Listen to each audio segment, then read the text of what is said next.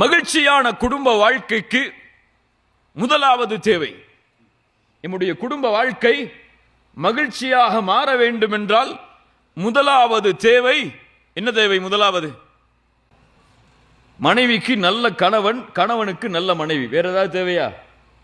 அவ்வளவுதானே. மகிழ்ச்சியான குடும்ப வாழ்க்கைக்கு என்ன தேவை?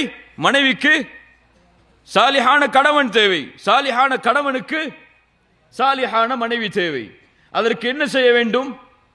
பெண்ணாக இருந்தால் ஆணை தேட வேண்டும், ஆணாக இருந்தால் பெண்ணை தேட வேண்டும். சாதாரண விஷயத்தை தான் சொல்றேன், ரொம்ப அறிவியல் விஷயத்தை சொல்லலையே. ரொம்ப சிந்திக்கிறீங்கன்னு பார்க்கிறேன். அல்லாஹுடைய மார்க்கம் ஆண்களுக்கும் சரி பெண்களுக்கும் சரி தங்களுடைய வாழ்வின் துணையை தேர்ந்தெடுப்பதற்கு சில வழிமுறைகளை கொடுக்கிறது.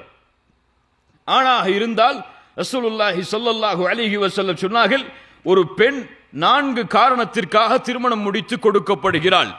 என்ன காரணத்திற்கெல்லாம்? என்ன காரணத்திற்கெல்லாம்?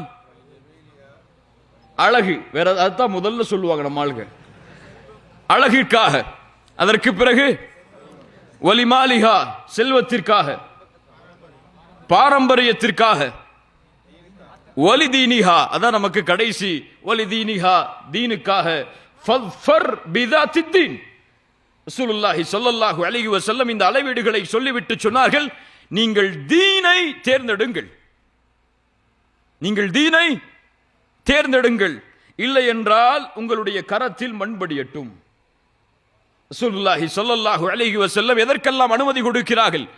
அழகாக உங்களுடைய மனைவி இருக்க வேண்டும் என்று ஆசைப்படுகிறீர்களா? ஹலால். ஹராமா?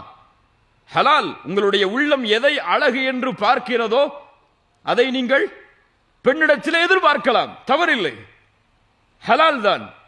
அந்த பெண் குடும்பம் செல்வம் உள்ள குடும்பமாக இருக்க வேண்டும் என்று ஆசைப்படுகிறீர்களா? அந்த பெண் செல்வம் உள்ளவளாக இருக்க வேண்டும் என்று ஆசைப்படுகிறீர்களா? ஹலால். ஆனா அந்த பெண்ணுடைய செல்வத்தில் வாழ்றது ஹலாலா கேட்டா அதுக்கு பிறகு, அந்த பெண்ணுடைய குடும்ப செல்வத்தில் வாழ்றது ஹலாலா கேட்டா அதுக்கு வேற ஃபத்வாக்கள் இருக்கு. பெண்ணிடத்தில் செல்வம் இருக்கு, வசதியான குடும்பமா இருக்கிறாங்க, கல்யாணம் முடிக்கலாமா? ஹலால். பரம்பரை, அந்த வாப்பா சிஇஓ ஒரு கம்பெனிக்கு, அவருடைய பிள்ளைய கல்யாணம் முடிக்க நினைக்கிறீங்க, ஹலால். அதற்கு பிறகு இறுதியாக அல்லாஹ்வுடைய தூதர் சொன்னார்கள், அதுதான் முதன்மை. எது இருந்தாலும் இது இல்லை என்றால் ஒருபோதும் அந்த பெண்ணை திருமணம் செய்யாதீர்கள், செய்தால் அவ்வளவுதான். ஃபத்ஃபர் பிதாத்தித்தீன், அதுதான் தீன். அந்த தீனை தேர்ந்தெடுங்கள். தீனை தேர்ந்தெடுங்கள்னா என்ன அர்த்தம்? மதீனா யூனிவர்சிட்டியில் படிச்ச மாப்பிள்ளையை பார்க்கணும் அர்த்தமா? இல்ல பெரிய மதரசாக்கள்ல படிச்ச மாப்பிள்ளையை பார்க்கணும் அர்த்தமா? தீன் என்றால் என்ன? தீனை தன்னுடைய வாழ்வில் கொண்டு இருக்கக்கூடிய ஒரு மணமகனை தேர்ந்தெடுங்கள். தீன் என்றால் அமல். அது கல்வி மட்டுமல்ல, கல்வியை கற்பது மட்டும் தீன் அல்ல, அதை அமல் செய்வது, அதை குணத்தில் கொண்டு வருவது. இப்படிப்பட்ட தன்மையுள்ள ஒரு பெண்ணை நீங்கள் தேடலாம். பெண்ணாக இருந்தால் ரசூலுல்லாஹி ஸல்லல்லாஹு அலைஹி வஸல்லம் அளவீடை சொன்னார்கள் அவங்களுடைய பெற்றோர்களுக்கு. ஒரு பெண்ணாக திருமணம் முடிக்க முடியாது. வலி இல்லாமல் ஒரு பெண் திருமணம் செய்தால் அந்த திருமணம் ஃபனிகாஹுஹா பாத்திலுன். ரசூலுல்லாஹி ஸல்லல்லாஹு அலைஹி வஸல்லம் சொன்னார்கள், அந்த திருமணம் அங்கீகரிக்கப்படாது. அந்த பெண்ணுக்கு யார்தான் திருமணம் முடித்து கொடுக்க வேண்டும்? யார்தான்? அவர்களுடைய வலி என்று பொறுப்பாளர் என்று யார் இருக்கிறார்களோ அவர்கள் தான் திருமணம் முடித்து கொடுக்க வேண்டும். ஆனால் ஒரு பெண்ணாக ஒரு ஆண்மகனை திருமணம் செய்ய வேண்டும் என்று விரும்பலாமா? விரும்பலாமா? ஐயோ அது பெரிய பாவம், ஐயோ அது பெரிய குற்றம், இப்படி என் பொண்ணை வளர்த்துட்டனே, இப்படி என் பொண்ணு கெட்டு போயிட்டாலே, அதெல்லாம் இல்லை. அல்லாஹ்வுடைய மார்க்கம் அதை ஹலாலாக ஆக்குகிறது. ஒரு பெண்ணாக வந்து தங்களுடைய பெற்றோர்களிடத்திலே இப்படிப்பட்ட ஒரு மணமகன் இருக்கிறான், அவனை திருமணம் செய்வதற்கு நான் ஆசைப்படுகிறேன், திருமணம் முடித்து தாருங்கள் என்று கேட்பது ஹலால். அல்லாஹ்வுடைய ஹலாலில் ஏன் அந்த பெண் எடுக்கப்பட வேண்டும்? கேட்கலாம். அதை கேட்கும் போது பெற்றோர்கள் அப்படியே பயந்து நடுங்க வேண்டிய அவசியம் எல்லாம் இல்லை. இன்றைய காலத்தில் அதுவெல்லாம் சாதாரணம். உலகளவிலே வளர்ந்திருக்கக்கூடிய இணையதள கலாச்சாரம் ஒரு ஆண் யார் ஒரு பெண் யார் என்பதை எளிதாக அடையாளம் காட்டிவிடும். அப்படி வாழும் பொழுது ஒரு ஆண் மீது சரியாக ஈர்ப்பு ஏற்படுவது சரியானதுதான். அதை ஹலாலான முறையில் உங்களிடத்திலே வந்து அந்த பெண் கூறினால் வரவேறுங்கள். ஹராம செயலையே போய் ஸல்லல்லாஹு அலைஹி வஸல்லம் சொன்னார்கள், இதா அத்தாக்கும் மன் தர்தவுன குலுகஹு வ தீனஹு. சுப்ஹானல்லாஹ், எதை முற்படுத்துறாங்க பாருங்க அல்லாஹ்வுடைய தூதர்.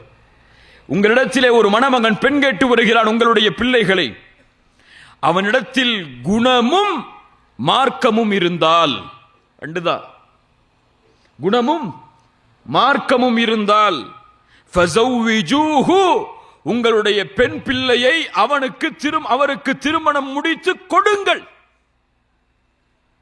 இல்லை என்றால் குழப்பங்கள் இந்த பூமியில் ஏற்படும், மிகப்பெரிய ஃபசாதுகள் உருவாகிவிடும். மார்க்க அளவீடு இல்லாமல் திருமணம் முடித்து கொடுக்கப்படுவதால் தான் இன்னைக்கு பெரும்பான்மையான குடும்பங்கள்ல தலாக். இந்த கலாச்சாரம் மாறணும். தீன் என்று சொன்னால், மார்க்கம் என்று சொன்னால் ஆலிமா படிச்ச பிள்ளையை தேடி போக கூடாது.